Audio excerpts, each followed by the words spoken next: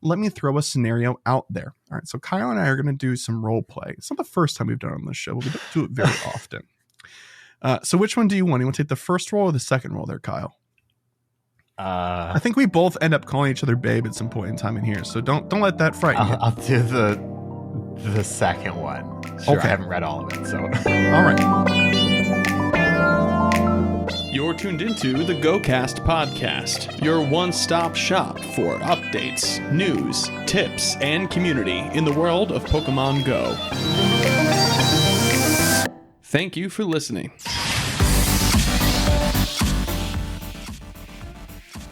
What happens in Vegas doesn't always stay in Vegas. Remote raid passes may be seeing some changes in the future. It's time to get Primal with Groudon and Kyogre. Hoenn Tour Global will be coming to an anywhere near you this weekend. And more on this episode of GOCast.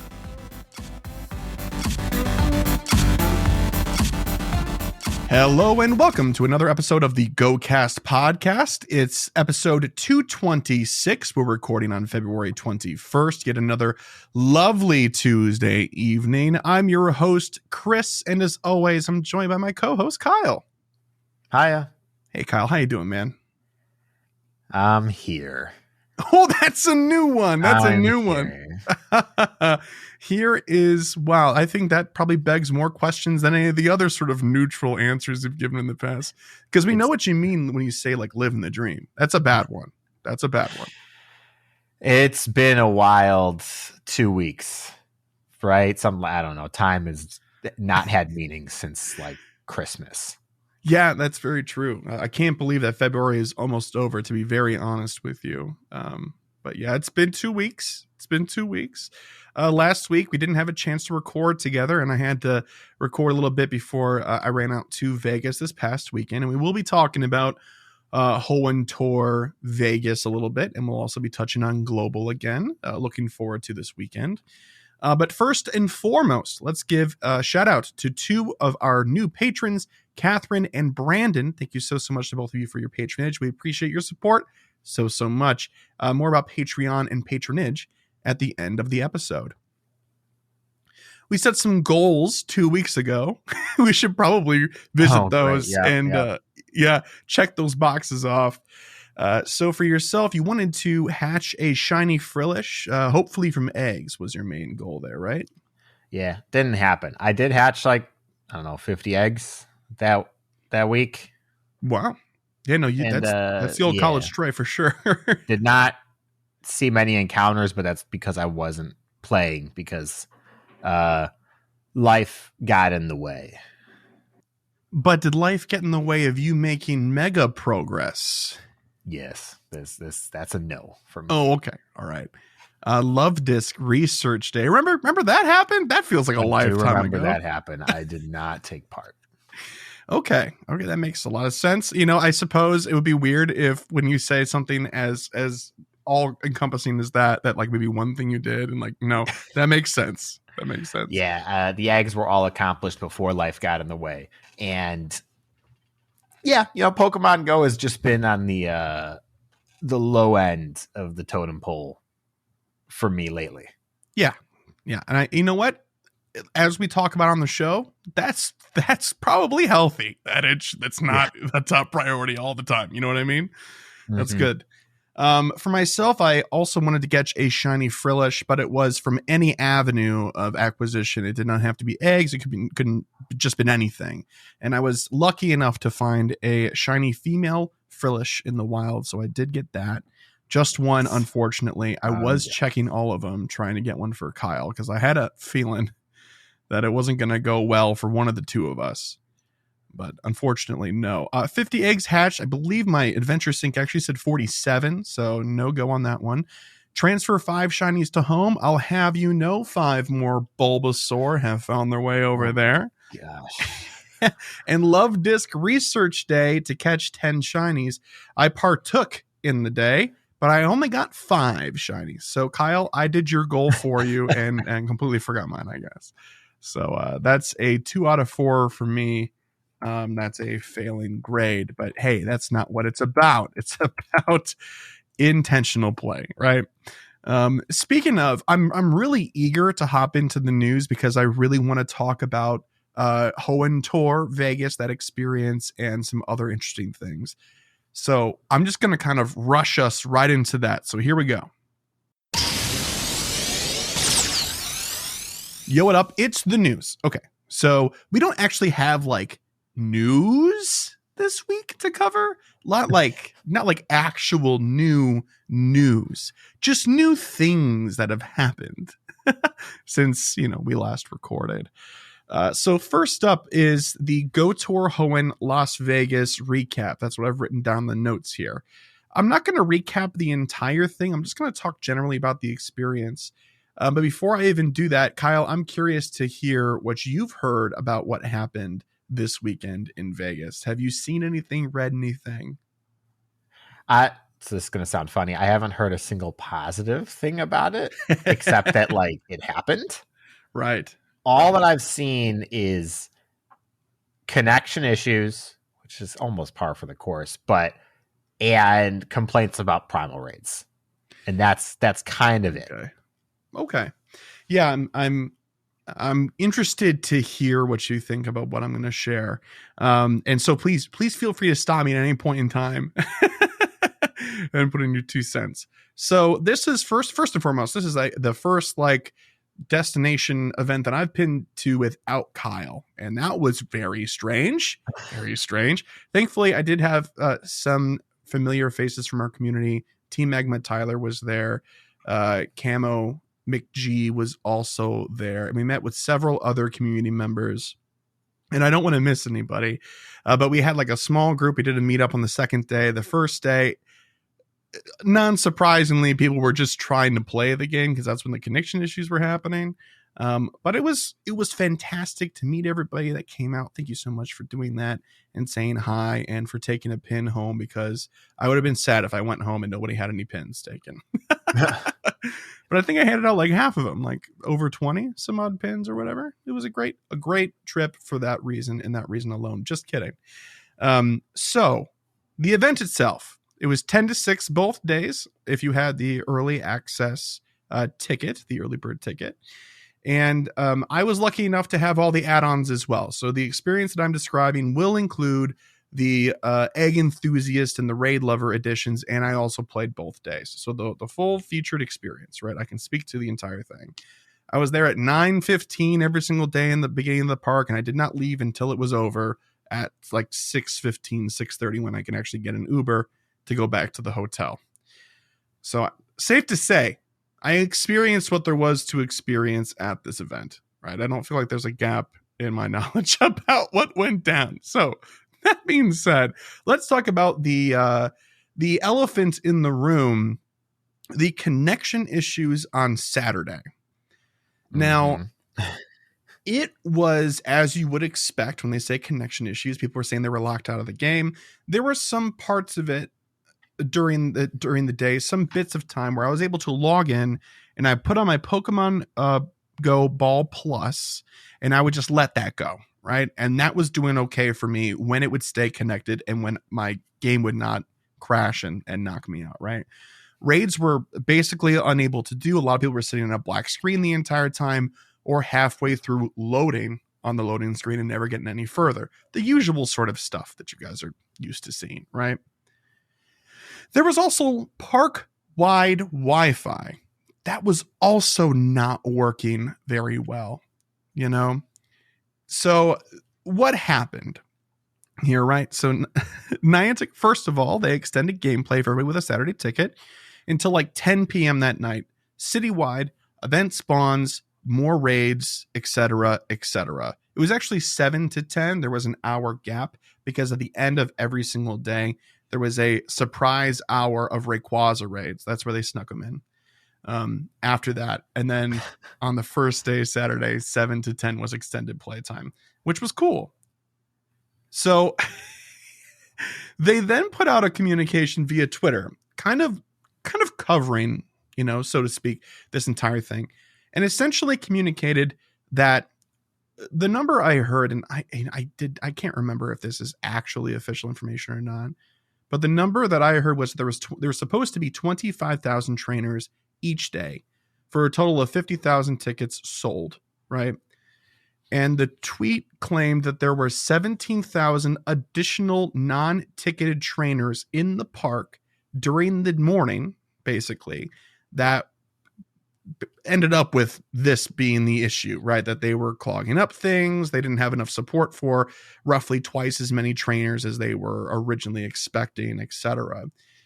And the reaction online was not good, as it almost never is on Twitter. So I don't know why I'm surprised. But there was the opinion floating around that essentially it was rather tone deaf, that it seemed strange that they were, quote unquote, blaming their trainers for being excited and being at an event. And I agree to a degree. This is also mixed in with a lot of comments. Apparently everybody's apparently a specialist on how cell networks work and how all like servers work and all that sort of stuff. There were boosters in the park, and day 2, when the numbers were air quotes, what they were supposed to be, it ran beautifully. And even the second half of the first day, they started getting things back together and it was working pretty well. I had no problem day 2. But to go back to day 1, Kyle, what do you think about this response? How do you feel about the reaction that it's getting from people? Is it fair? Is it unfair? Is it a mixture? I think it's fair that people are upset at the reaction. I think their statement is totally understandable, although it doesn't actually solve anything. So it served no purpose to be said, because it kind of just, it's already expected. And anybody who was in the park, they're not going to listen and not come on day 2. Like, sure, they're going to say that they didn't, but why wouldn't you if you were already there? Which is the reason those trainers were there, because they probably are in the area and didn't want to buy a ticket. Right. Or couldn't buy a ticket, whatever the reasoning may be. It just, instead of just apologizing, they had to give a reason that most people would not find adequate. Right. And from their perspective, I understand that they would just want to clear the air and say, hey, like, this wasn't like, we didn't just completely drop the ball. There were other factors at play that were out of our control. Right. But they weren't out of their planning purview is sort of the counterpoint to that. Right. But here's the part where I flip a little bit and I kind of understand where they're coming from, because what is the solution here? Right. Do we put up fences again? Because in 2017, that didn't work very well. The security checkpoints, people were waiting in line forever. Reentry was a nightmare. You felt penned in, all this sorts of stuff. So I don't know what the real solution would be. Here's my question now, because you've obviously been to all the variety in the United States, at least.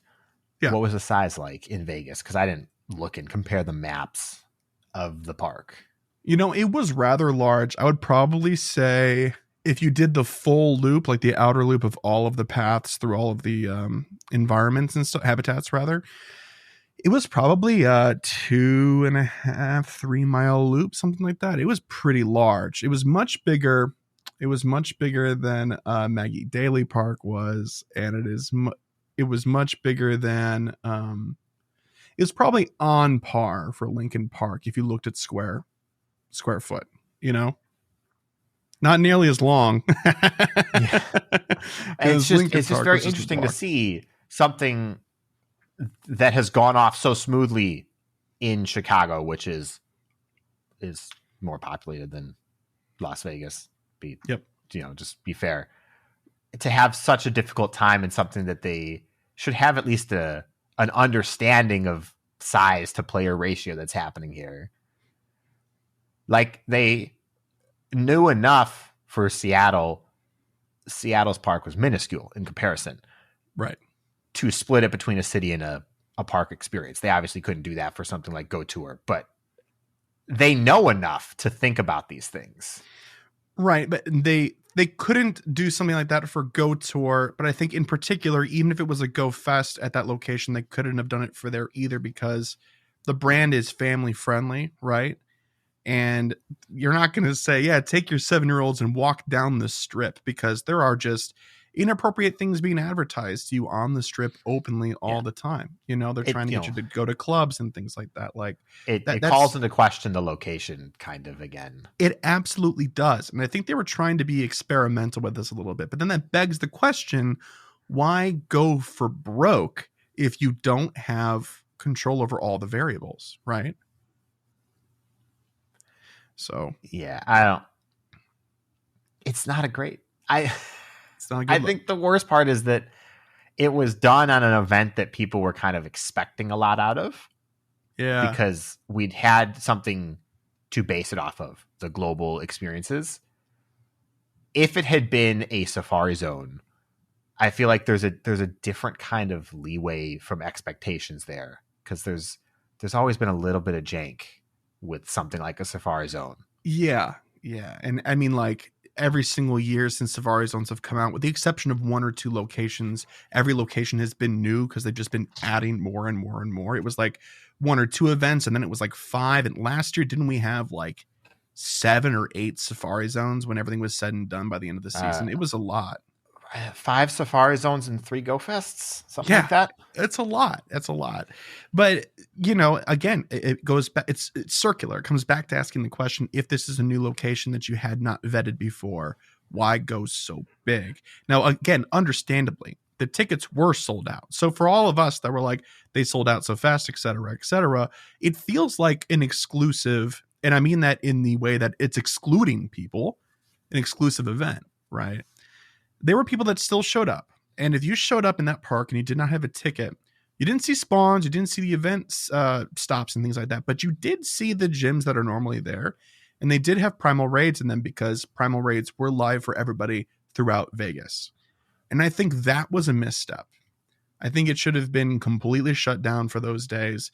And there should have been maybe something else in the park that people could have done, like the trading thing or something else that they've been able to geofence before, that they could have done for, oh, you have a ticket on Sunday, but not on Saturday. Like, you can still trade here on Saturday.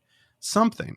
But the raids have always been the most server and tick intensive stuff that we've ever seen. Raids always break the game when there's too many people doing them. That's why they stress tested them in Chicago so many years ago with those meowths. Remember, like 17 meowths in a row or whatever? Yep. So it's a little bit of a bummer to see a familiar problem come back in a new context, right? And then to reduce it down and be like, oh, this is really just the same problem. But I will say, in their defense, like Kylie, what you were saying, the statement makes sense, right? And it would make sense if you're expecting 25K, an extra 17,000 people show up. Oh yeah, that's going to cause a lot of stress on the network and the coverage of that particular area. There's a couple of other factors and rumors to take into account here, though. Number one, there's a nasty rumor going around that the local Vegas community somehow organized people to show up and cause issues with the network. I don't believe that one. That sounds outlandish to me. Number two, and this one is actually more believable, is that when people are playing in the park, right? It's not about density of people in the area. It's about coverage, density of coverage for the network. And they brought in boosters for 2 out of the 3 major cell providers. And even those could not connect during the first day during that period of time. So it's not like, you know, the one provider was left out to dry. But according to local players, that park has always had spotty coverage. It wasn't strong to begin with. Even if you're the only person there, there are parts of that park that are kind of dead, booster or not. So that is something I think that could have been taken into account prior, that they probably could have explored a little bit. But who knows what the paperwork is like and the red tape? I have no idea. So I don't know.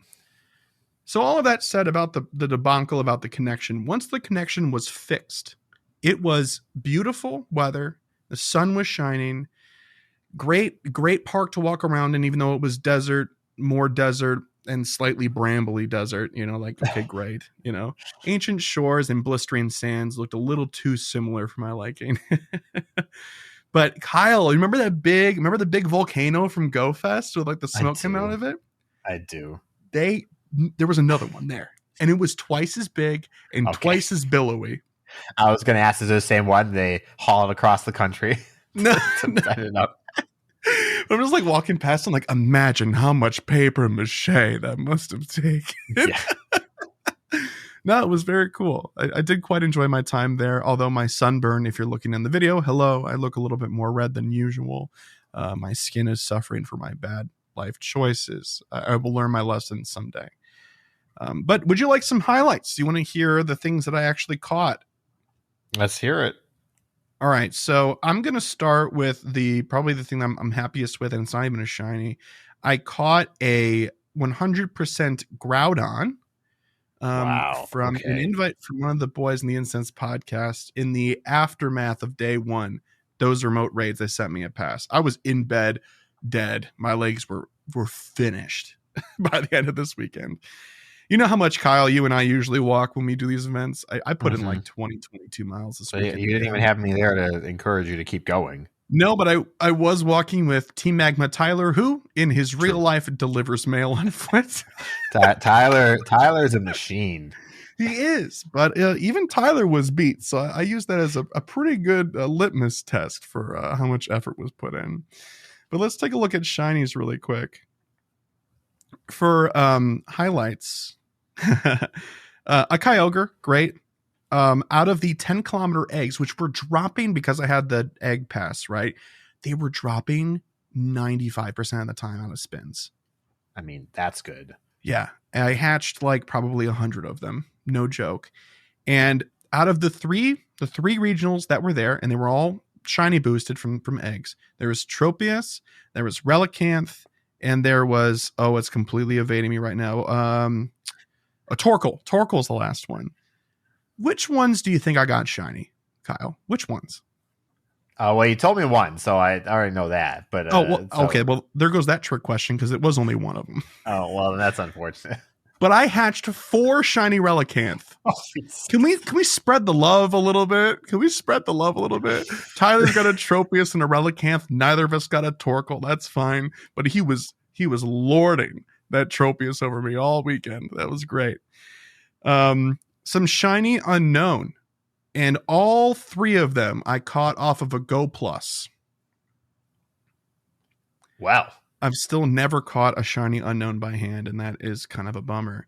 3 rainy cast form, that was a big call out. A Corphish, a Groudon early on in the day, a Volbeat, and an Illumise. And I traded his Sui and Ryan Swartz for one of his 2 shiny Shedinja. All right.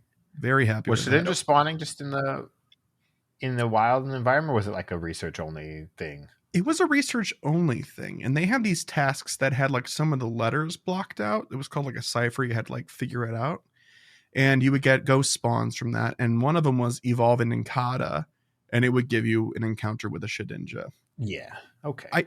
Really quick, I want to address the poor communication from Niantic when it comes to event features for this thing in particular. There was 2 aspects of this that I thought were like big bummers for a lot of people. People were like, the event is broken. And they would post pictures of these research tasks. And they're like, look, even the text in these tasks are broken. People weren't expecting it. They didn't put 2 and 2 together. And I don't really blame them for it because everything else was kind of breaking around them. Makes sense. Number 2, Primal Surge, how that worked, and which, like, doing your team tasks in order to get bonuses for it, and then which team won which hour. I felt like I was the only person in the park that knew how that worked. And I feel like that's only because I got a lucky guess. A lot of people were like, I'm seeing spawns for the Sapphire ticket, but I have a Ruby ticket. What is going on? Right. So much like the conversation that you and I had when we first went over that entire thing, the understanding that you pulled from it is what everybody else did too. So credit to you and your reading comprehension skills, Kyle. But yeah, a lot of it was super unclear, and that was kind of a bummer. But there was some, if you guys caught it on socials this weekend, there were codes for a Great League eligible Regirock, Regice, and Registeel that did go out for the coded quest thing. Everybody could redeem those. So those were around. I'll put them in the show notes. I'm hoping that they're still valid now past the weekend. I'm not entirely sure, but we'll see. I don't remember either. I'm not going to lie. It might be through this weekend, so yeah, it would make sense that it was through the 26th or whatever. Yeah. So that said, only the Regirock is the really noteworthy one there. Regice also counts, but Regirock is the one that actually has use in Great League from what I've seen.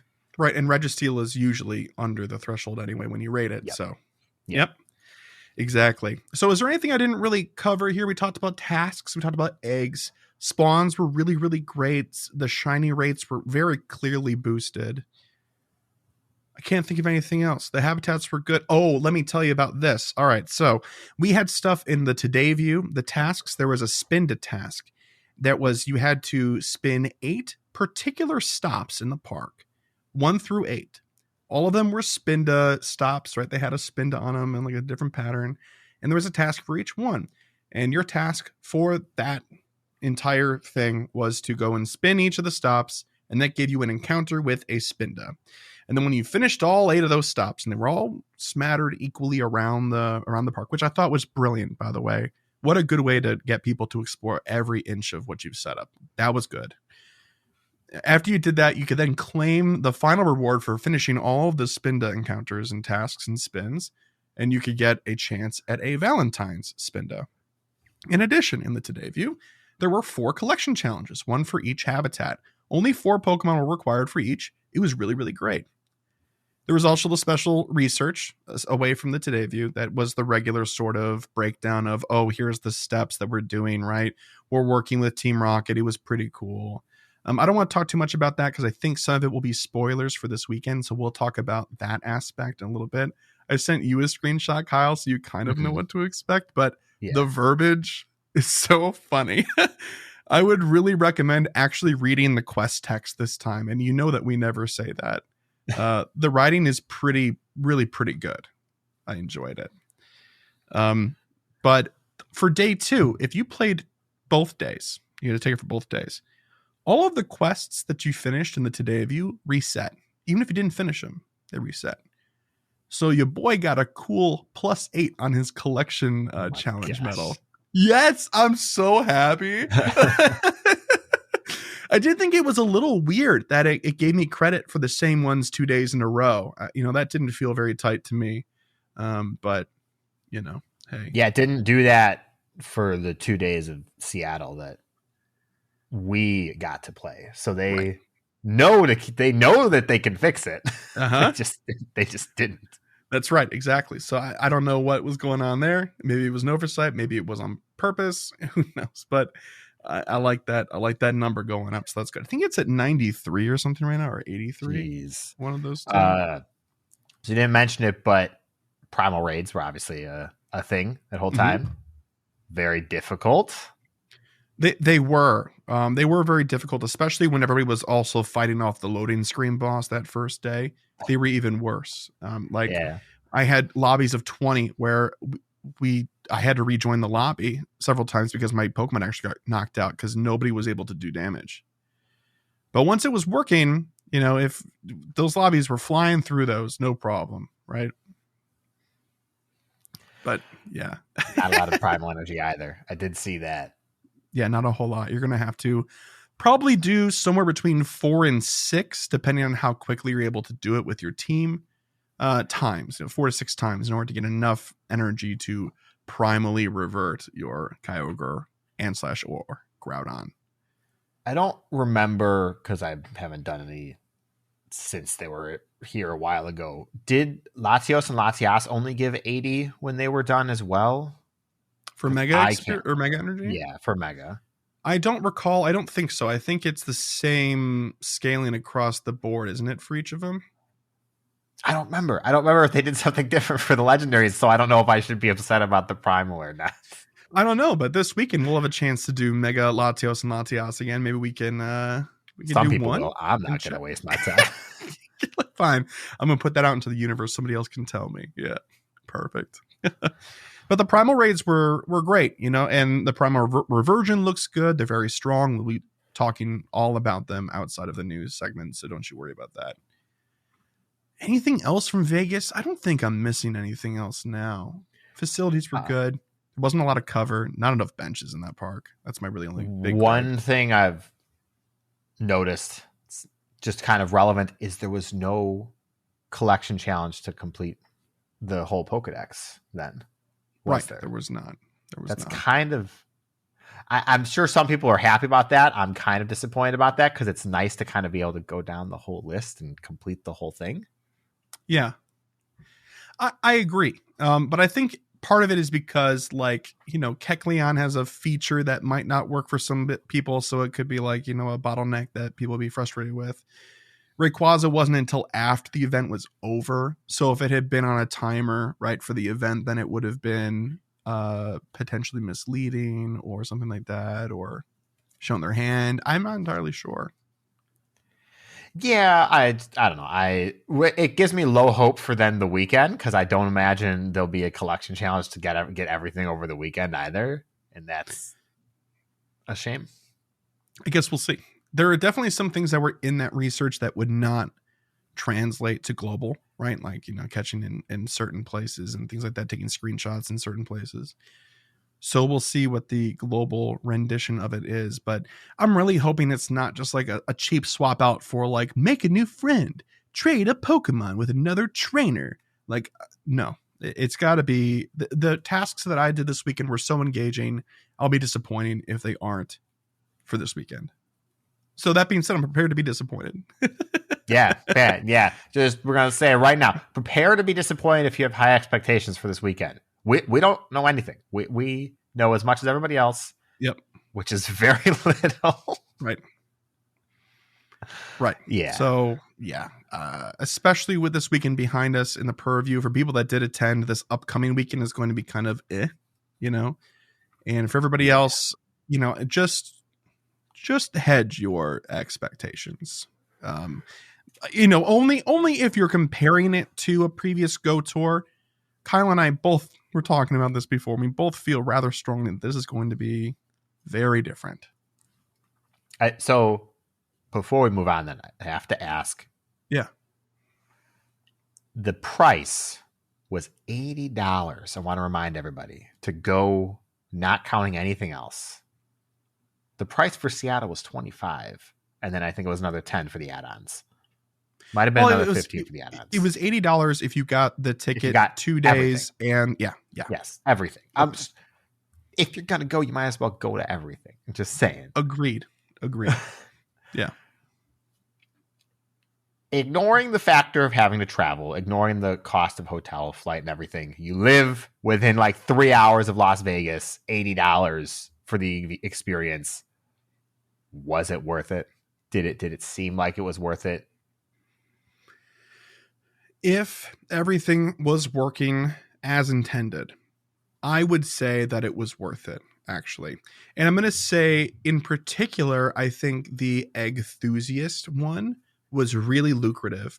Now, I know you're like, oh, it's just because you hatch a lot of eggs, Chris. You love eggs. No, hear me out, right? So the egg drop rate from the Pokestops, like I said, 95% of them were 10Ks if you had the pass with the increased drop rate, right? In addition, you got like 3 times hatch Stardust and some other stuff. And it was like an extra quarter egg hatch distance, right? So I'm putting my 10Ks. I'm putting these 10Ks in supers, right?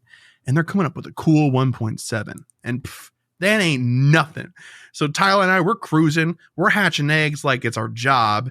And, you know, you hatch like 9 of those 10K eggs at once with a star piece on. And that's like a cool 60K Stardust, dude. It was a lot of Stardust. Look, yes. When you don't factor in the fact that also costs you $7 to do. Oh, because of the incubators? Incubators. Okay. Yeah. It's probably more like $4 once I actually think about the math there. Still, $4 is, and all the while, no, I agree. And I would have done it too. That doesn't make it okay. I agree. And let me, I suppose, take a step back and put myself in place here. But like, I understand that I'm also coming from a privileged perspective where like Did I have 60 super incubators ready to go prior to this weekend? You bet I did. And if you had 0 incubators, that would be an additional cost on top of this because, unwisely, in my opinion, no incubators were included with the Eggthusiast add-on. And that feels bad, I think. Just personally. Yeah, okay. But the rating add-on, I think, was also worth it. It's just objectively, that yes. It is. It definitely is. Money-wise for the passes and otherwise. And it did encourage people to raid instead of just continuing to walk around and clog up certain parts. It got them to rotate around the park too, because while you could remote raid in, you weren't going to get the cool location card thing, which actually looks pretty sweet. I'll have to send you a screenshot or something, Kyle, and I'll put something in the notes, or maybe I'll put it up on screen in the video. That sounds good. It's really cool, and it was worth doing. So, hey, remember how we said that nobody was going to want to do Deoxys raids? I mean, yes. Mr. Steve of It's Super Effective fame was really interested in doing Deoxys raids, defense form in particular. So, Steve doesn't even PvP. What? Well, he does. He said that he did. Yeah, but like not actively. I was kicking it with their group on the second day for a while, and I just kept thinking, like, if Kyle was here, he'd be giving him such a hard time about this. Like I did, but not nearly to the amount. Like, what? That was a good time. You can't even just the ideal IVs for Defense Deoxys. It's not worth rating for. I think it was for XLs. Oh my god! Wait, hang on. No. Now okay. We're gonna move on, but now I'm gonna check the XL situation. I thought you were like, I'm gonna shoot off a quick message. I'll be right back. Oh, I have one more complaint of my own that is echoed throughout the community. The catch rate for Kyogre and Groudon was either increased or not changed at all. I had 3 Kyogre run for me in a row. It was a regular Zekrom in Indianapolis GOFest situation for me again. I had a breakdown, So I've got a potential answer for that, though, is okay. You had less balls to catch them with. Yes. Because it was a mega raid, you probably only had like 8, 9, something like that. Mm-hmm. So at a 2% catch rate, that's kind of understandable. Yeah, it was really not rough. It was not great. They should have adjusted for that. Is really what everybody was trying to say that we more of them. I know, and I would have done more of them, but like after catching the Hundo Groudon, I'm like, okay, I want to do these Primal Groudon raids. Like I'm sitting on, I think, like 800 Mega Energy or Primal Energy still for him because I did so many raids, but I was completely shut out of the XLs by not being able to catch him. Yep, and that was frustrating. So yeah. Heads up for this weekend, you're not going to get the same amount of premier balls, or do your best to stack it. Do it with your friends. Do what you can to give yourself as many opportunities to try to catch that Groudon and or Kyogre, Groupon and Kroger, respectively. Yep. Okay, we will have so much more to say about Hoenn Tour, but it'll be next week when we talk about global stuff, and we're going to be talking about, Groudon and Kyogre moving forward in the show as well. One more thing to cover in news, and we never do this, but this is like a little bit of a speculation thing and a little bit of rumor mill stuff. Niantic, if you're listening, this is what happens when you don't give us news to cover. So, after Go Tour had wrapped up and all that good stuff, there was a minor text string that showed up underneath remote raid passes if you had restarted and viewed your app within a certain 30-ish minute window. And it said, you can complete, and then in brackets, 0, end brackets, remote raids today. Or you have 0 remote raids left daily today. Or something like that, yeah. Yeah, something like that. Now, there has been no official confirmation or communication about this whatsoever. Not even to privileged ears, And this has caused such a commotion in the community. I'm curious, Kyle, because I know exactly where I stand. You could probably guess where I stand on this. I want to know what your take is. Do you think people are overreacting? Do you think that they're really going to limit us? Like, what's your take? God, I don't like taking a stance on this one because I'm gonna probably be opposed to a lot of people, and that I don't think it's that big a deal. But it's still not good. Like it's not a good restriction in any scenario, but without knowing a number, it's meaningless. Right. It could be 3, it could be 15. We don't know. Yeah. And let's be honest, if it's 15 and you're complaining, you're doing too many raids every day. Space them out. I don't know. Like, I guess. But why? Why would you limit people when it is such a huge revenue stream for your game? Remote raids have to be the lion's share of income, right? I mean, yeah, but like we talk about this all the time. Niantic prints money with Pokemon Go. We know this, although their profits, I think, were down over the course of 2022 from 2021. Yeah. It still made like $1 billion. Yeah, but granted, it all split amongst Nintendo, the Pokemon Company, all that. But the game makes a ton of money. So Niantic is really focused on what they consider to be their core values and what they envision the game working like. And they're like, we make enough money that we can still focus on this and keep making money. I suppose.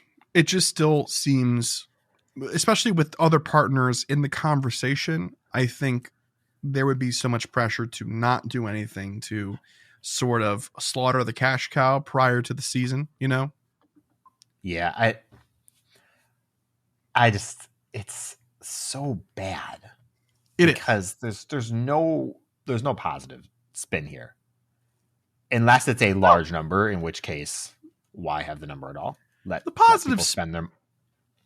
No? What? Go ahead. The positive spin, sorry to interrupt you, but the positive spin that I hear online is that, like, oh, my community is gone because of remote raids. Like, nobody meets up anymore. We all just remote from our cars or at home or whatever. Okay. That's a fair critique, but I'm going to counter it with something else. Mm-hmm. Niantic needs to make the game more interesting then. Right. If your choice is to stay away and do everything only remotely, it means that the other option wasn't interesting in the first place. And, as much as enjoy raiding in large groups and stuff, I'm enjoying that because I'm with people I like. It has nothing to do with the fact that I'm actually raiding. Right. We say it a lot that we like raiding, but raids aren't fun. Yeah. Right. Yeah, I think that's a fair assessment. I really do. And this is the sort of ideology that they've used in the past that we've all critiqued across the board, that when you have two things that are not balanced in the way that you want them to be, or you're trying to make something else seem more valuable, and there's like a two-thing system, right, where they're related, you shouldn't bring the other one down. You should bring the one you're trying to promote up more instead, right? So here's the counterpoint to that. Is it you see it in games like League of Legends and stuff as well. Why are you nerfing the characters that are doing super well? Bring the underperforming ones up so everybody can have fun. And in certain degrees, this is not a one-to-one comparison, of course, with Pokemon Go, but the idea is still there. Right. In certain degrees, that works. And then other ones, you have power creep in most video games. In Pokemon, it can be item creep. It could be feature creep. Whatever you want to pick. People are like, make in-person raids more rewarding. Maybe from Niantic's perspective, if they make in-person raids more rewarding, they'll make less money because people will have to do less raids. For example. But there are certain resources that you could increase that would not inhibit people's drive to do raids. Like if you increase the amount of Stardust that it drops, or rare candy or something like that. Like, well, rare candy might, but like Stardust wouldn't. Pokeballs wouldn't. Other things like that. But the argument is that Stardust, I think the argument is Stardust wouldn't be a good enough reward to get people to want to do in-person raids. You could increase the Stardust tenfold, and I still think people would rather remote raid. Mm-hmm. And so like the primary driving force is two things: Rare Candy and Rare Candy XL. You make Rare Candy XL more common, people have to do less raids for legendaries in order to take them to level 50. So it's like this weird balancing act with Niantic about how many raids you want people to do in order to max out their Pokemon. Yeah, I don't know. I'm sure there is some sort of reasoning behind all of this, but at the end of the day, it's another question of optics. Is it worth taking this bad hit? Are people going to leave the game, right? So like for this remote raid pass thing, like are people just going to boycott raids now? Like that's a serious question. Yeah, I mean, we're going to have to see. Again, right. It's going to speculation. Yeah. It's going to depend on the number, like I said. Yeah. Be very clear, even for me personally, when it's a boss I want to raid, I still don't usually do more than 5 a day unless it's an event. There are exceptions, of course. But on a boss that you don't want to raid, you might do 1 a day, if that. Like, I don't think anybody's going and doing 100 Regirock raids in a day. Well, I mean, okay, there's some people who are, but I'm sorry, you're the outliers. And they know it. They're proud of that. Yeah. And if you get limited, that's a bummer. I am sorry. Yeah. So anyway, this is going to be something that we track. Of course, we'll be talking about it quite a bit. Nothing's been confirmed. I'm holding out hope that this is part of some over what's the word? Makeover of the entire pass system, that maybe these particular raid passes will be like more lucrative or something like that, or there'll be another stand-in. I know that this is a fool's wish, but I'm maintaining this stance until I am proven otherwise for my mental health. Just be realistic and say this is the changes we've been expecting for like a year and a half now. Yeah. But the longer it waited to do that, the harder it was going to be to roll it back. Yep. Mm-hmm. 100%. So, geez. Anyway, I think that's enough for the news section for a week where we literally had no news to cover. All right, so we're gonna pass on over. Well, back to you, Kyle. Technically, both of us all the same. But let's do Gear Up, huh? All right, this week on Gear Up, we're gonna just talk about some Primal rating because that's really the focus for this weekend. I'm not gonna lie. I'm being very, very pessimistic about my expectations, and the Primals are the biggest takeaway for me. So, just a quick raid guide. It's very simple for the most part. It's the nice, simple Pokemon to counter. Sort of. Each one has one caveat, which I think is funny. First up, Primal Kyogre, mono water type. So grass and electric. That's choices. For grass, Mega Sceptile is your best Mega. You don't really want to do that, and I'll get to why in a moment. Then you have Kartana, Zarude, and then for more budget options, Roserade, Chestnut, Venusaur, and Leafeon are all fine. They are all extremely comparable. For electric types, you have Xurkitree, Zekrom, Raikou, and Electivire. Let's go. All very good. And it's worth noting, even with all optimal counters, Pokebattler simulates five players to short man it. So that's a doozy right there. Yeah, Primal Kyogre's a big guy. One thing to note, watch out for Blizzard if you're bringing grass types. So if you don't see any grass types in your recommended, it probably has Blizzard. That's it. Oh, Mega Sceptile, doesn't it gain dragon typing? So wouldn't that be 4 times? Yeah. Don't do that. I put Sceptile on there for numbers reasons. Don't bring Sceptile. Okay. Because we're gonna find out in like 2 seconds. Because next up is Primal Groudon. Ground Fire, because Pokemon Company just thought it was hilarious. You got 2 counters, water and ground. Just so funny to me. Your best counter, Mega Swampert, and that's the Mega you want if you're leveling up Mega Pokemon because it's water and ground, so you get the boost to Candy for both Kyogre and Groudon. So this is where you're going to get that benefit. Then, of course, you have Kyogre. Then regular Swampert, Gyarados, Kingler, and Feraligatr. All of the other water starters with Hydro Cannon are suitable budget options. They're significantly worse than even Kingler, but they can still get the job done. As for ground type, just don't waste your time. 4 times weak to water makes it not worth it for ground types, especially because you have to watch out for Solar Beam. Mm-hmm. Even with Solar Beam, the only ground type that is worth mentioning is Garchomp. And Garchomp only ekes into the top 30 at rank 29. And it's outranked by non-water type Pokemon using a water charge move like Salamence, Genesect, or Mew. That's how brutal the numbers are for that raid. What does Salamence know? Hydro Pump, I think. Really? Yeah, my internet crashed after I had those web pages open. I didn't bother to reopen them, but I think. Oh, okay. No, I just what it knows. I believe it. I just didn't consider that. That's hilarious. I think even Regigigas is better with if you have Hidden Power Water than any other ground type. But again, Mega Swampert's going to take 4 times from Solar Beam. Yes, and even 4 times from Solar Beam, it has the highest or the lowest time to kill in the calculations, just because the stats are so crazy. Yeah, so bring 19 of your closest friends. Yeah.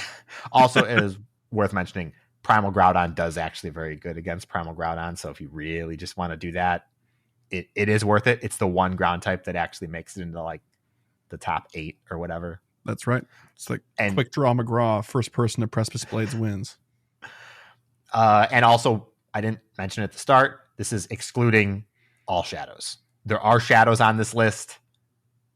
If they exist of these Pokemon, they're worth using, but I was not going to bother parsing out the list with shadows included because it was a mess. All right. Yeah. I can tell you from experience this weekend that this is right. This is all objectively correct. Yeah, you're better off planning, like if you're powering up Pokemon so that you can be very helpful to yourself and to others this weekend. For like if you don't have raid counters and you're like, oh, I only have 500,000 Stardust, what's the one Pokemon I should power up? You should, for Kyogre, if you're going for Kyogre, make it an electric type. You will be more successful more often with that choice. Mm-hmm. And when it comes to Groudon, just throw your team against it. Instead of powering up your Pokemon, go spin stops and do rockets and whatever you need to do to get more revives and potions, because that's really what you're going to need. Throw them into the meat grinder. Yeah, because let me tell you the amount of times I threw my Pokemon in and then just they were gone because of a Solar Beam. Every time. How many times did you dodge during all of your raids?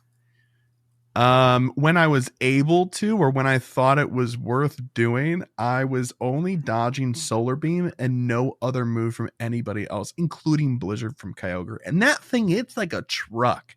Okay. Yeah, no.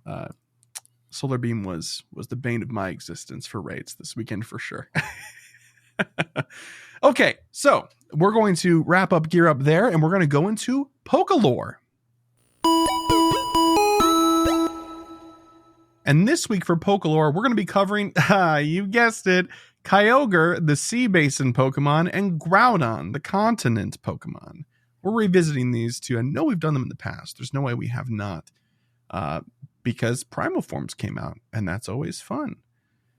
So Kyogre first. Kyogre is a massive whale-like Pokemon with 2 big pectoral fins, each with 4 white square-shaped nails. It has a deep blue body and a white chin area with 2 small spikes protruding under it. Above each eye are 2 white oval-shaped spots.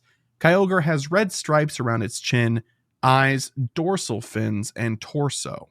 These stripes glow when Kyogre is brimming with power. The tail is tattered with 4 trailing parts, with the inner ones being smaller than the outer. Its eyes are small, yellow, and shadowed with black. Primal Kyogre retains its general body structure, but grows to more than double the size of its base form. Jeez. Its main skin, huge. Its main skin color becomes a darker shade of blue. The red markings along its body become light blue, and its eyes glow yellow with orange irises and orange-red pupils. The markings on its pectoral fins slightly change to form A symbols, which connect to its outer nails with red markings connecting the inner nails. Every part of its skin that was white in its base form becomes clear and translucent, with the large ovals on its head now connected to clear markings stretching from its tail to its forehead, where another A symbol is formed. The trailing parts of its tail grow longer and gain translucent webbing, and the areas between its pectoral fin markings also become clear. The translucent part of its body reveal organ-like structures that glow with mysterious light. It has a large organ at the center of its body, two smaller ones aligned with the large oval markings, and two more located in its pectoral fins. In the anime, Primal Kyogre is said to have widened the seas by a large margin simply by taking a swim.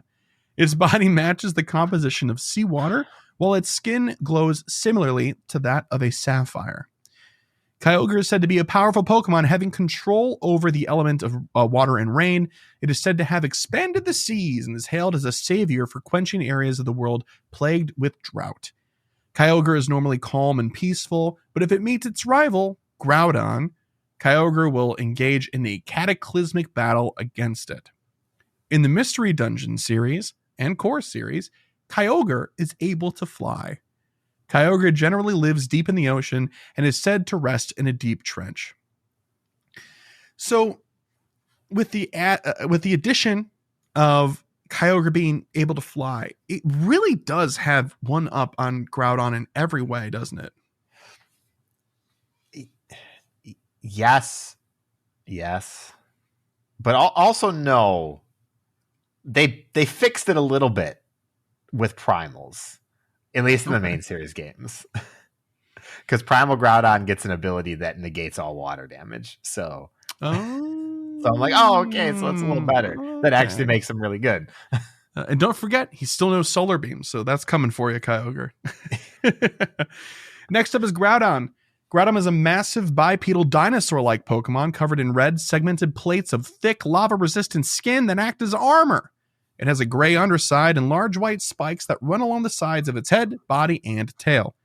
Groudon has 4 claws in each hand, 4 dozer-like blades on the end of its large tail, and 3 claws on each foot with gray markings under its feet. It also has blue stripes inside the seams of its armor plating, which can only be seen when Groudon is glowing with power. As Primal Groudon, its appearance is similar to Groudon, but larger in size. Its skin color changes from dark red to deep crimson, with its underside spikes and teeth turning black. The blades on its tail are more separated from each other. Is that a theta symbol? I can never remember what that symbol is. I think so. No, Omega. Oh, you're right. I'm dumb. The Omega. Oh, the other one was Alpha. It's not an A. That's an Alpha symbol. Omega. That's staying in. The Omega symbol is now shown on its arms, its eyes, the inside of its mouth, and the now enlarged openings between its armor plating glow bright yellow, and its irises are now red. The energy that fills Primal Groudon pours forth as magma, and it burns with such an extreme temperature that its body is always shimmering with the haze of its heat. In the anime, Primal Groudon is said to create new land with every step it takes. Every step you take. Groudon is an immensely powerful Pokemon, having the ability to summon intense droughts and cause volcanic eruptions. The droughts it can cause allow it to evaporate water, while the volcanic eruptions it can summon enable it to create land. It sleeps underground in large magma chambers. If it encounters its rival Kyogre, they will engage in a cataclysmic battle. So before we get into stats, I was going to ask you if you have any love for either of them, but the answer is yes. Yeah. I think that in a vacuum, individually, they are 2 of my favorite box art legendaries. I think only Lunala competes with them. Wow. As a duo, they're really weird and they make me upset, but they're so good by themselves that I love them. I always have loved them. Were you a Ruby or a Sapphire player when you were a kid? I was a Ruby kid. Not for any particular reason. I was just like, oh, red. Yeah, sure.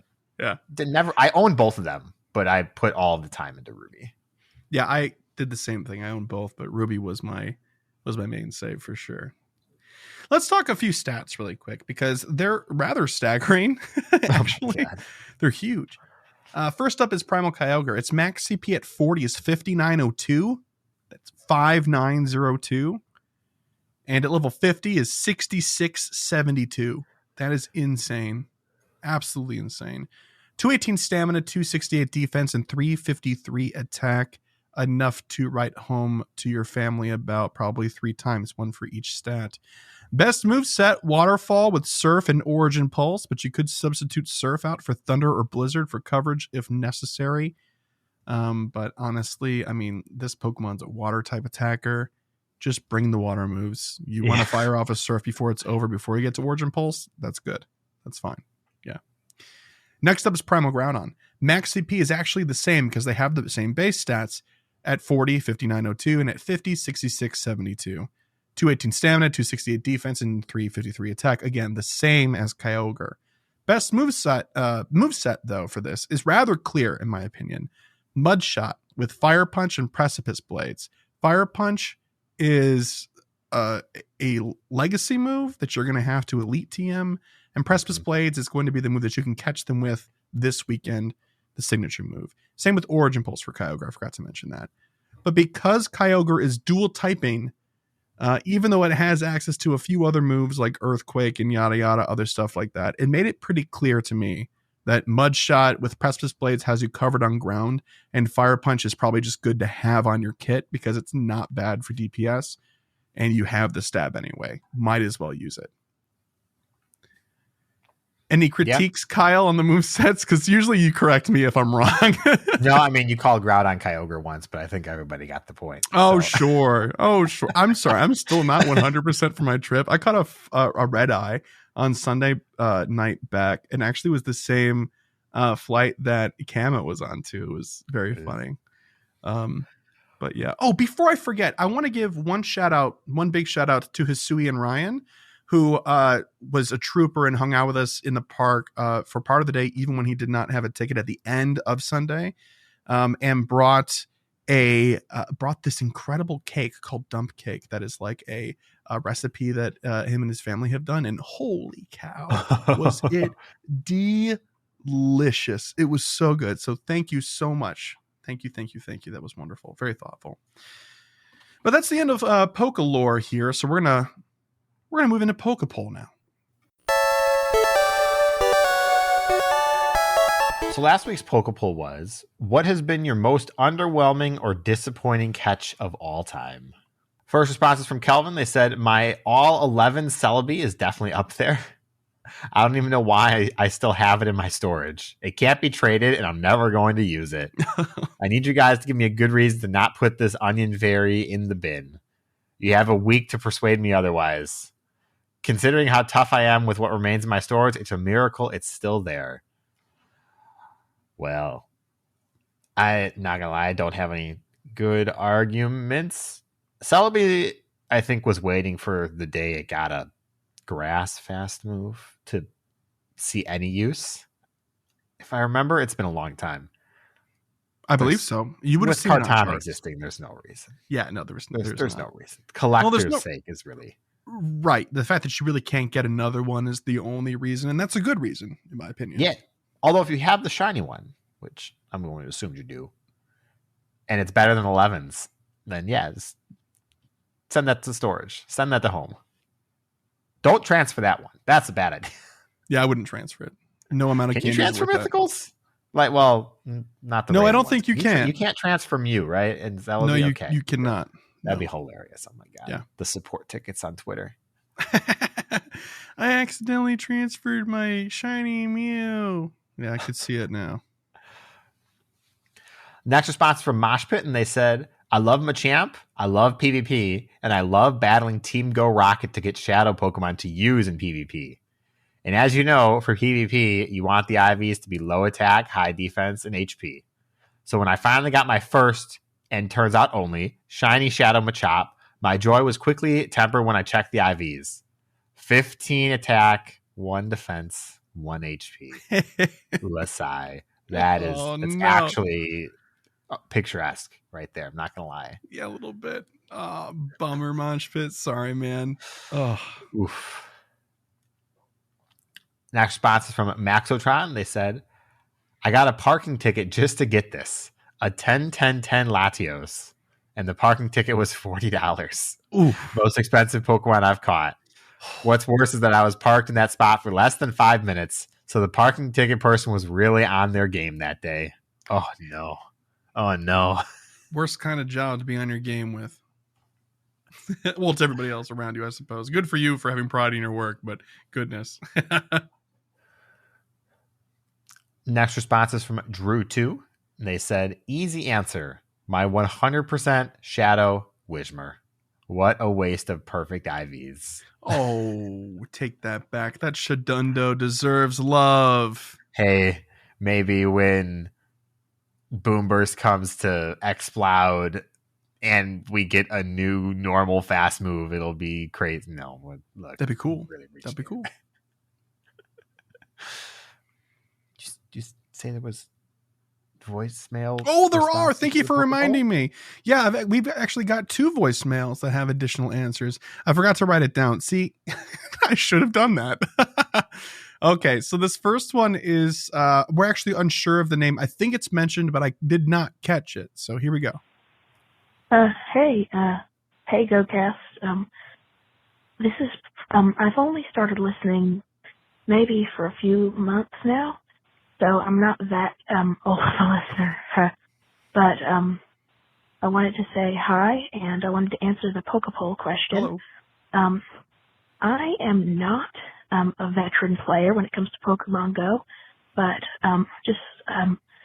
what has been my most disappointing Pokemon? Well, it's not as much one Pokemon as it is a lot of Pokemon. The thing is, anytime I catch a shiny, I like to look at the, I like to look and see, I'm not a veteran, but, I like to see the stats of the Pokemon, and I have only had one Pokemon out of maybe 50 shinies so far, that was above 2 stars. So, most of the time, I've had the oofiest luck when it comes to the grades on the Pokemon. So, yeah, in general, that has been my most disappointing Pokemon. Well, more like 49 Pokemon. So, yeah, sorry for the long message, and I hope you guys are having a great day. Bye. Well, first of all, thank you for the email. I'm sorry we did not catch your name, but Kyle and I have a saying when we're hanging out and somebody catches a shine, like, "Oh, it's bad IVs." That's just how it works. It's just how it works. When you get a shine that's not bad IVs, yeah, that's the celebration. Yes, like, oh exactly. my god, it's actually good. It's actually good. Yes, 100%. But Carlo, if you're listening, Carlo, them's the rules, man. Them's the rules. Just how it goes. We have another voicemail from Seattle Uber Dad. Hi guys, Seattle Uber Dad again. Apparently we got cut off about halfway through, but that's okay because I actually came up with a better answer to your question. My most regrettable catch, which I had forgotten about, Genesect. My wife had been doing many, many raids trying to get a shiny Genesect. And I forget exactly what was going on in my work that week, but I had not been able to do any raids at all. Finally, we get together to do a raid. Very first raid, I get a shiny. And she was mad. But it gets better. The next raid, because she still needs her shiny, Oh, no. I got another one. Ah! Oh, no. She was furious. She did not talk to me for the rest of that day. And I still wanted to do a third one because I didn't have a regular Genesect. So in complete silence, we did a third one, and she still did not get her shiny. And so she went on to spend, I don't know how much money to finally get enough raid passes to finally get her one shiny, and I could not say anything because I had two. And because they're legendary, I could not trade one to her. So that's my story, my regrettable catch. That's so funny. The rest of what I said, I don't know how much you got. I think it would actually work better as like a mailbag episode. So my question is, are you folks planning on doing a mailbag episode anytime in the near future? So anyways, sorry my last voicemail was too long, and I'll talk to you next time. Okay. So, yeah, I definitely thought that third raid was going into a third shiny in a row. Yeah, that would have been For a moment. I was like, ooh, surprised you're still alive. Yeah, Seattle Uber would not have been around to make that voicemail. 3 shinies in a row. Oh my word. That's so funny. Like, well, I didn't have a regular one yet, so I needed to do a third raid. Do you remember that story I told you? I have a friend that he started playing Pokemon Go with his kids, and they wanted to be invited to their very first Mewtwo raid. They're younger kids, right? And their very first Mewtwo raid was shiny. Oh my gosh, right? Holy cow. And then the kid was like, oh, but why isn't he purple? I want him to be purple. He's supposed to be purple. And my friend was like, what do you know? No, this is better. He's like, no, it's not. He's not normal. I need Mewtwo, man, not this green thing. Like, ugh. But as far as the mailbag is concerned, yes, we have every intention to do that. I've been collecting emails for it. We've just been underwater otherwise the past couple of months here. So probably soon. Probably record that soon if I had to imagine. Yes. I mean, I would like us to. We talked about doing one maybe every quarter or try to figure out a cadence for it. But yes, mailbags are in the works, and we have stuff saved for them. So I will make sure I go back and listen to the other voicemails and retrieve what I can. Thanks so much. All right. So for this week's Pokepoll, we have, what was your top highlight from Pokemon Go Tour Hoenn Global event this weekend? Now, we didn't think about this because neither of us can answer this right now. Well, we will answer it before we go to Pokepoll next week, for sure. Yes. I mean, I can say what my highlight from Vegas was. It was the Groudon, but I already shared that. So, yeah, we don't have highlights from this weekend quite yet. But, yeah, we've heard a lot of people being negative about things lately. It'd be cool to see, like, oh, yeah, if you got something good from this weekend, please share it with us. We'd love to hear what that was. So, dear listener, if you'd like to do that, you can through a few avenues. The first of which is always, of course, you can send us an email to mail@gocastpodcast.com. You can also leave us a voicemail similar to Seattle Uberdad and the other voicemail that we received. You can do that by calling 262-586-7717. We post the question on Twitter @GoCastPodcast. You can also answer it there. If you're in our patron Discord by being a Patreon patron, you can answer in our Pokepoll specific channel we have set up for it. And then lastly, but certainly not least, if you're listening on Spotify, you can navigate into the episode and there will be a Q&A. I think it's in the More or Community tab, something like that, where you can answer the question in-app via Spotify. So yeah, there's that. And this is where we would normally pass you on over to Fish and DeFi for PvP Corner, but unfortunately they were unable to record a segment this week. So you will hear all of the exciting stuff around Fish and OCIC, and believe you me when I say that it is exciting.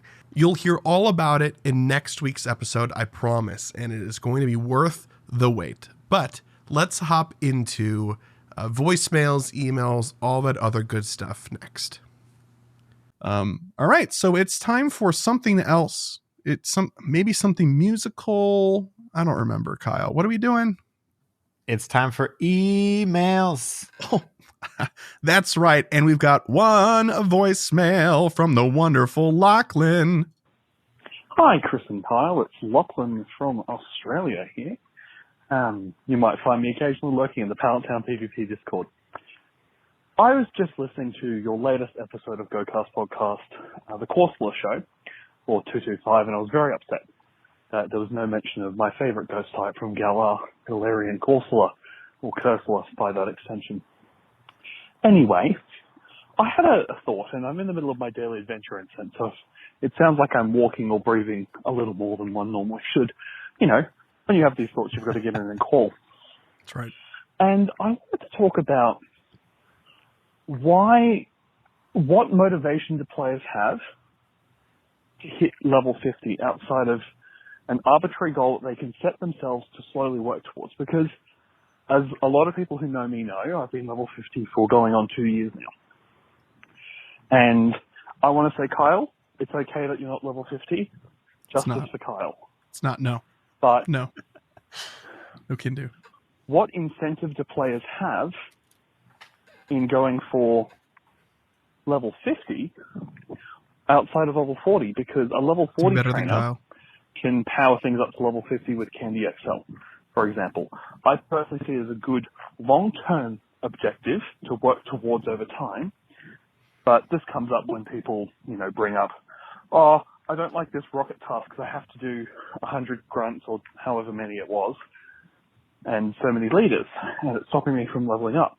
Well, all you're really missing from those level ups is the free items, which are a draw, but these days are not really worth the time investment that leveling up is, and the special research at level 43, 45, 47, and 50. Now, the rewards at level 50 are kind of cool, and I think one of the stages rewards you a Lucario encounter. Level 50, you get a Mewtwo encounter, an Unknown encounter, but in your eyes, what are the tangible benefits outside of bragging rights for hitting level 50? Shiny vibes all. Not really sorry for the long voicemail, because again, I'm in the middle of a half-hour daily adventure in sense, which is an amazing bonus, completely underrated by many in the community. And I bring this up. Oh, that would be the connection, because people are saying, why did you not pick catch experience instead of the daily adventure in sense? Well, daily adventure in sense gives me something fun to do that I don't normally do for half an hour. A 15-minute walk isn't as desirable for me as a half-hour walk, as weird as that sounds. Anyway, love you both. Chris, very jealous of your Vegas trip, and Kyle, I can't wait to bump into you at some point down the road. All right, I think that's me overdone. Bye, guys. We love you too, Lachlan. Thank you for the voicemail. I feel like Lachlan's probably not going to like our answers because they're probably going to be very similar. Oh, yeah. Man, I think the bragging rights are reason enough, brother. Yeah, I'm not going to lie. It's the if the goals were more reasonable, I would understand wanting them to have some kind of substantial driving factor, but the numbers are so big, specifically for experience for most players, that just the chase of getting there is the satisfaction. Also, you pick the catch experience even after 50 because you like to see numbers go up. That would be the only reason there. Yeah. So if we didn't say that, what other thing do you think you could maybe concoct in your mind as an answer to Lachlan's question? I mean, other than that, then if you want to discount that, Lachlan is right. There is no value or drive to get to 50 in the game currently. I don't think that's a bad thing, but it's definitely the truth. Yeah, absolutely the case. That's again, this is why we do goal setting in our show, because back in the day there wasn't a whole lot to motivate people and stuff like that. So we built a thing into our show for it.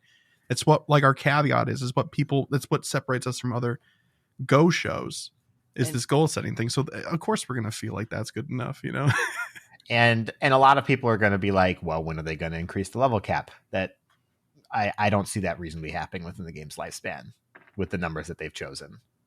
But, yeah, probably not. But what would be really awesome is if they gave you rewards for every milestone of experience anyways. Every, 2 million experience, you get a legendary encounter of your choice. Like you can pick that. That's okay. Because even the most hardcore grinder is going to do more from raids than that one encounter, for example. I think there's ways that you can make experience compelling and not have it tied just to the level. Yeah. Everything that I would else love to still see in the future. Sorry, I totally spoke over you there.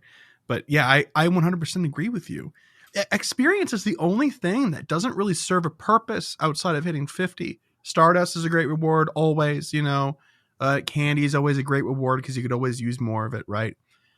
But experience isn't. It'd be really cool to see like a flat sort of like battle pass system that people that aren't 50 and people that are 50 each season could do. And the way to get progress on it was experience gain. That would make more sense to me. I think that'd be a good way to tie it back in. But it also like doesn't solve the problem that Lachlan is pointing out, that level 50 is like, yeah. Anyway, thank you very much for the voicemail, Lachlan. I hope that we do get to see you sometime soon. And you can be jealous of the Vegas trip, but only be jealous for the back half of it, because the front half was a little touch and go for a hot minute there. Okay. So we've got a few emails to read here. I'm going to read this first one from Walter. Hello, Chris and Kyle. I'm glad you read my question. I never considered DPS output. What is TDO? Go ahead, Kyle. What is TDO? Total damage output. The amount of damage a Pokemon does based on how long it's alive. So it's bulk times its DPS, more or less, is a simple way of saying it. Right. Yep. As for the Pokepole, my most disappointing encounter was an Uber to the airport. I figured I wouldn't have much time after the flight to use my incense, so I popped it in the car. First spawn, Articuno, my team's Galarian bird, and had a wonderful CP. My first bird ever. I gave it a golden raspberry and had a great throw with an Ultra Ball, which I was very proud of. I was very proud of that back then. I wasn't good at being able to land those at that time. One swing, another swing, I think it means wiggle, and swoosh! The bird runs away. Very sad. Thankfully, I caught another Articuno during the trip to Hawaii, but its CP was incredibly low, and I couldn't use it for anything but the dex entry. Because I don't use incense that often, it is my only legendary Galarian bird. Sorry for the long email, shiny vibes all, and good luck with the Hoenn Tour stuff like Rayquaza. That'll be a first for me, as well as Groudon and Kyogre. Okay. Hold the phone. Having one Galarian bird is incredible. It's more than most people. Yeah. I think you're like in the top 5% of players in that case. Like, they're not very common. They're really not. Yeah. So congratulations. Although I completely understand, we can all relate with the sense of just when they run from you, because it's very frustrating. Very, very frustrating. See, this is why I don't do the daily adventure incense. You can't be disappointed if you never try. That's right. Don't take that advice to anything else in your life. Please. No, yeah, you miss 100% of the adventure incenses that you don't take. You got me. Anyway, thank you very much for the email. Next email's from Liz, and they said, guys, obviously the sexy Trico sticker is the superior sticker for this season of romance. The eye contact, the foot pop, unbeatable. See included picture for reference. I don't know about postcards, though. Y'all are on your own. Sincerely, Liz, a.k.a. Captain Yours Truly. That's a good one. The Trico's a really good one. The Trico was a good one. Just all the same, if anybody's listening that doesn't know what we're talking about, this was in reference to a question that was sent in about like what a romantic sticker and or postcard would be for Valentine's Day in Pokemon Go. Yeah. Good, great answer. Our next email is from our very own OCIC second placer champion, Fish on a Heater, and wrote a great email. Hey all, it's Fish on a Heater. Smiley emoji. It's Fish on a Heater. That's right. Sorry. Hey all, it's Fish on a Heater. I'm writing to respond to last week's email of. I hope Charlie's okay with this. I'm pretty sure I checked. He is. I'm sorry for how bad we did it. Not that we did it. Yes. Yeah. It's just it's poorly done. Yep. I'm writing to respond to last week's email about Valentine's gifts and Pogo. I think there are situations where something within the game can be a suitable gift on its own. Let me throw a scenario out there. All right, so Kyle and I are going to do some role play. It's not the first time we've done it on this show, but we don't do it very often. So which one do you want? You want to take the first role or the second role there, Kyle? I think we both end up calling each other babe at some point in time in here, so don't let that frighten you. I'll do the second one. Sure, okay. I haven't read all of it, so. All right. Happy Valentine's, babe. I got you something. Oh, honey, you shouldn't have. I totally wanted to. It's in your Pokemon Go account. You bought me a ticket for Hoenn Tour? No, not that. Turns to camera. Although that would be totally a valid gift as well. Turns back. Go to your friends list. You have a new gift from me. Scrolls a beat. Is that from insert romantic location? It is. Do you remember that was our first date? I do. I kind of knew on that night that we would be long-term, so I grabbed that gift and held on to it until today. I love it. Thank you so much. And I got the Plusle Minum love heart sticker from it. Wait, you opened it? You remembered to pin it first, right? What? From Fish. Oh my gosh. Thank you, Fish. Appreciate that email. That was a good one. That's good. I can also see this happening in real life, like vividly, very vividly. All right. Next email is from Paulie D, and they said, "Hey, Chris and Kyle. First off, without a doubt, you guys have the best Pokemon Go podcast I have listened to. And believe me when I say I listen to a lot of them. But even though your podcast is the most genuine, friendliest, positive, and connectable podcast, in my opinion, the best feature that you guys bring isn't all the latest news, the odd couple antics, the lighthearted laughter, and not even the PvP Corner segment, which is a mountain of information that DeFi and Fish on a Heater bring every week. The biggest takeaway for any trainer is the last segment, goals. Whether you are new to the game or a veteran climbing the grueling level 40s, it's setting personal goals that will propel you to success. You both not only share with your listeners your personal goals, but instill in us the power to create our own goals. December 4th, 2022, I was inspired by you two to start setting goals. I had just hit level 42. I had a personal goal to average 125,000 experience every day to get to level 43 by Valentine's Day. 70 days, 9 million experience. I made that goal 4 days early, and now I'm setting my next goal to reach level 44 by Mother's Day. Let's go. 11 million experience by May 14th, 2023. 93 days. Thank you both for inspiring me to set goals, and hopefully my words will do the same to someone else. Not sorry for the long email. Shiny vibes all. Paulie D. I love to hear that. Yeah. Not gonna lie. Whether we make the goals happen or not, the setting of them is such a big part of playing Pokemon Go for us in particular. So to inspire and encourage other people to do it, it makes the game so much better. Yeah, and it makes doing the show worth it for us. Like this is the big takeaway for us, right? That this impacts somebody in a positive way, right? And you know the phrase, "That's what I'm talking about." This is literally what we're talking about. Yeah. Awesome. Thank you also for the kind words. We really appreciate it. And I'll make sure to share the positive sentiments with DeFi and Fish as well. This last email is from Miles. And they said, "Hi, Chris and Kyle. I have a quick question for you two. You all been talking about Go Pluses every now and then, but I have no idea what those are. Can you clarify what they do? What's the point of them? Are they really that useful in the game? Should I get one? And if so, how much are they? Sorry for the long email. Shiny vibes all. Miles." Okay, this is kind of a sad answer, and we wish it was not a sad answer. So the Pokeball Plus, which was a replacement for the, what was it was just the Go Plus, right? The Pokemon Go Plus. Go Plus. Right. which used to be like a little dongle thing. And some people still have some working ones. And I don't know how, because mine never lasted more than like 6 months at most. I have one. Does it still work? It does, although it's on its way out. Yeah, I believe it. Mine always felt like they were on their way out whenever I had them, always, from like the first day. But anyway, it's a first-party accessory that connects to your phone via Bluetooth. And what it does is that it will buzz and give you some sort of feedback where it'll tell you if there's a Pokemon nearby or a Pokestop nearby, and you can click the button on it, and it'll either attempt to catch it with a regular red ball, or it'll spin the stop for you without having to open up the app.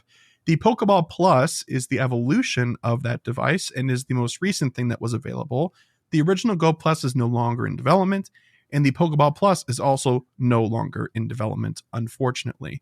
You do have a greater chance of finding a Pokeball Plus in the wild than a regular Go Plus, simply due to the age of them. But it's still very difficult to find the Ball Plus. The Ball Plus... Yeah. Oh, sorry. Go ahead. Keep going. I mean, it's almost impossible now. It's been out of production for 3 years. Right. Unfortunately. And we will tell you, as people that have had the opportunity to ask directly, what's the deal with Pokeball Pluses? That there is no answer right now. And the plans are ambiguous and nothing has been communicated directly, confirmation, or otherwise of anything. So that's unfortunate. You can still find the Pokeball Pluses online, but they will run you quite a bit of money. They used to go for, what was it, 40 or 30 in-store new? It was 40, I think. 40. New. And that is primarily because they also functioned as a Switch Joy-Con. Mm-hmm. Yep. Yeah, and it was a nice piece of hardware. It still is. I still have mine. Kyle still has his. I use mine for events all the time still. I love it. But I'm so scared that it's going to break and I'm not going to be able to replace it because I don't want to play this game without my accessory anymore because I'm so used to it. I'll still play if I need to, but I would really like to not. And it's been years since they've been in production. So I don't know what the plan is. I mean, we kind of know what the plan is, what happened with Pokemon Sleep, right, Kyle? I mean, hey, Pokemon Sleep's not dead. It's not dead yet. And there is a Pokemon Day this upcoming Monday. And every single year, I'm like, is it going to be Sleep this year? I don't know. There was also supposed to be the Pokemon Plus tied into Sleep, which is why Chris mentioned Sleep. So we have no idea what that even means, just like we don't know what Sleep actually is. So, right. Yeah. But they did say that Pokemon Go Plus, that device would function the same as a regular Go Plus for Go as well as for Sleep. We're assuming sleep tracking in some degree, right? So yeah, that's the idea there. Sorry, that's not a great answer. We wish we could give you a different one, but unfortunately that is the state of affairs when it comes to these accessories. So if you're able to find one in a store or a friend has one that they're not using because they got it for their copy of Let's Go Pikachu and Eevee and they don't play Go, see if you can maybe buy it from a friend, borrow it from a friend, something like that. And you might be able to get one that way. Who knows? But good luck with any avenue you take. But thank you very much, everybody that sent in an email, just like these fine folks did, or a voicemail, just like Lachlan did, and the other two did for Pokepole as well. A reminder, you can send us an email to mail@gocastpodcast.com. Visit our website at gocastpodcast.com for all things GoCast, including if you want to double check the spelling of the email address or the phone number, which one more time is 262-586-7717. There is a 3-minute limit on the voicemails that it can receive because we use a Google Voice number to manage the show. So try to keep it under 3 minutes. Otherwise, it will probably just hang up on you. Sorry, Seattle Uber Dad. Sorry. You're not the first person. I feel bad every single time, but thank you for persevering and sending through another one. We really appreciate it. Follow us on Twitter at GoCast Podcast. The Facebook page is dead. Ding dong, the page is dead. Which old page? The Wicked page. It's gone. If you'd like to help support the show monetarily, you can via Patreon. That's patreon.com/GoCast Podcast. And speaking of patrons and supporting the show, shout out to our elite trainer tier patrons. Thank you to Bo, Daniel, Lori, Michael, Ozzy, Ted, Tish, Marvin and Movie, Marmer, Marvin and Mimi, who I got the chance to meet this weekend. It was so great to meet you and see you. Yeah. Sforts, aka Hisui and Ryan, who told me this weekend that I didn't have to keep saying Sforts anymore. Apparently, this is one of the only places that version of his handle is said anymore. And I said, as long as it doesn't bother you, we're going to keep saying it because it's part of the tag, you know?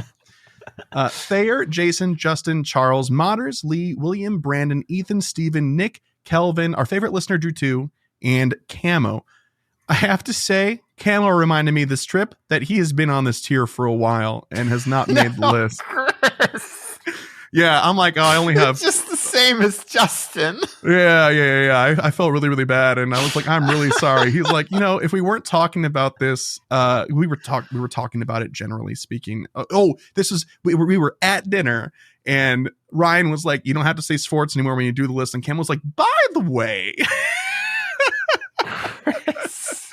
So I'm very thankful we have such gracious listeners and friends. Oh my gosh. So thank you, Camo. I'm so sorry. I don't know where you would have been in this list, but now you're the last name that everybody hears for the time being. Thank you. I think it's almost been like a year as well. Like it's been almost a full cycle. Like oh my gosh. I'm sorry, Camo. Forgive me. But if monetary support is not on the cards for you, or you're already doing so, or looking for some other way to help bolster the show, you can, of course, leave us a review where reviews are accepted, like Apple Podcasts and Spotify, or if you're using the mobile app. Please leave us a review. It helps us immensely for discovery and all that good stuff. And we got one review since the last time we've recorded together. From The Go Boss. It was a 5-star review, and they said, I love this podcast, especially PvP Corner. It is so helpful. I heart fish and DeFi. We also heart fish and DeFi, so that's relatable. And I think the last thing to do here, Kyle, we got to set some goals, man. And it's Hoenn Tour this weekend, so what's it going to be? Mm-hmm. So goal of getting both primals, only 3 shinies. I'm expecting poorly here. You're probably right. Mega progress. Got to get back on that grind for all of my megas that are sitting in my inventory. And I also want to make sure I get through any of the research that's possible to complete. I know there's going to be a special research this weekend, so I want to make sure I finish that. Make progress on the masterwork. Not going to get very far on that one, obviously. Oh, I do have to say, you know how the special research, they said that you're going to be with Ree doing stuff again? Mm-hmm. Ree was not any part of the Vegas tour stuff. So it'll be a separate story altogether. I'm wondering if the Rocket Takeover is going to be part of it or not, or if that was just Hoenn Tour in Vegas. It's probably not going to be, because they specified the Rockets in terms of Las Vegas. They did. Yet another example. We really need like a clear side-by-side sort of thing, like one of those check boxes and features and stuff that we could have used that, I think. But anyway, okay, those are great goals. For myself, I'm going to try to do 10 shinies. Now, the shiny rates are not really supposed to be that spectacular for this event. That's been kind of confirmed across the board. Some things will be boosted. Other things will not really be boosted at all. Very strange, in my opinion, but it is a free event, technically. Max Vago, who is my 100% Groudon. I couldn't find a nice synonym for ground or dirt or anything that wasn't just like Terra, and I'm like, I don't know about that one. So I was like, what about Vegas? Well, I'll just name him Vago, and it'll be fine. And one shiny regional. I'm going to try hatching a bunch of eggs. We'll see if I can't have some of the same luck. Hopefully it's not a 5th Relicanth. I swear to God. So if I show considering up next week, there's no egg enthusiast and anything to boost your drop rate, I'm gonna be surprised if you get like 110K per inventory. Not gonna lie. Yeah, and I'm mentally prepared for that. I'm mentally prepared for not being able to get the eggs that I want. I'm hoping that they're more common than they normally are, even if they're not all that common generally. Yeah. We'll see. I mean, they are the chase, right? It would be kind of cruel to not. I don't know. Well, I guess we'll have to talk about it next week. It's a free event. I know. Why did they do this? Why? I don't know. Everybody I've talked to is like, just charge me $5. Bring the shiny rates up, like something, you know? Yeah. I don't know, but we'll save all of that sort of conversation for next week. So thank you very much for listening all the way through, dear listener. And we'll see you next week, episode 227. Good luck with Hoenn Tour, shiny vibes, all that good stuff. Get your Primal on. Bye-bye. Bye.